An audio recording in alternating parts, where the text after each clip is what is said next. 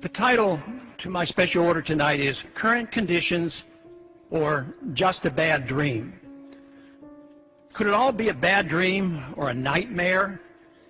Is it my imagination, or have we lost our minds? It's surreal. It's just not believable. A grand absurdity, a great deception, a delusion of momentous proportions. Based on preposterous notions and on ideas whose time should never have come. Simplicity, grossly distorted and complicated. Insanity, passed off as logic. Grandiose schemes built on falsehoods with the morality of Ponzi and Madoff. Evil described as virtue. Ignorance pawned off as wisdom. Destruction and impoverishment in the name of humanitarianism. Violence, the tool of change.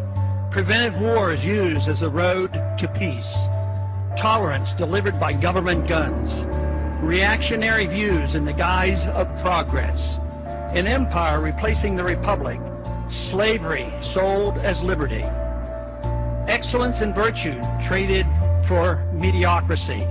Socialism to save capitalism. A government out of control.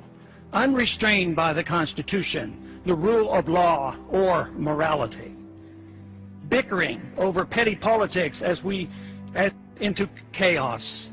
The philosophy that destroys us is not even defined. We have broken from reality, a psychotic nation. Ignorance with a pretense of knowledge replacing wisdom. Money does not grow on trees, nor does prosperity come from a government printing press or escalating deficits. We're now in the midst of unlimited spending of the people's money, exorbitant taxation, deficits of trillions of dollars spent on a failed welfare warfare system, an epidemic of cronyism, unlimited supplies of paper money equated with wealth, a central bank that deliberately destroys the value of the currency in secrecy, without restraint, without nary a whimper. Yet, cheered on by the pseudo-capitalists of Wall Street, the military-industrial complex, and Detroit. We police our world empire with troops on 700 bases and in 130 countries around the world. A dangerous war now spreads throughout the Middle East and Central Asia. Thousands of innocent people being killed as we become known as the torturers of the 21st century. We assume that by keeping the already known torture pictures from the public's eye, we will be remembered only as a generous and good people. If our enemies want to attack us only because we are free and rich, proof of torture would be irrelevant. The sad part of all this is that we have forgotten what made America great, good, and prosperous. We need to quickly refresh our memories and once again reinvigorate our love, understanding, and confidence in liberty. The status quo cannot be maintained considering the current conditions. Violence and lost liberty will result without some revolutionary thinking.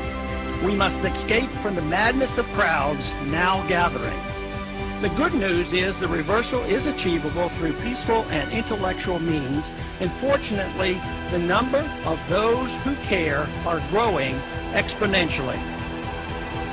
Of course, it could all be a bad dream, a nightmare, and that I'm seriously mistaken, overreacting, and that my worries are unfounded. I hope so, but just in case, we ought to prepare ourselves for revolutionary changes in the not-too-distant future. I yield back the balance of my time.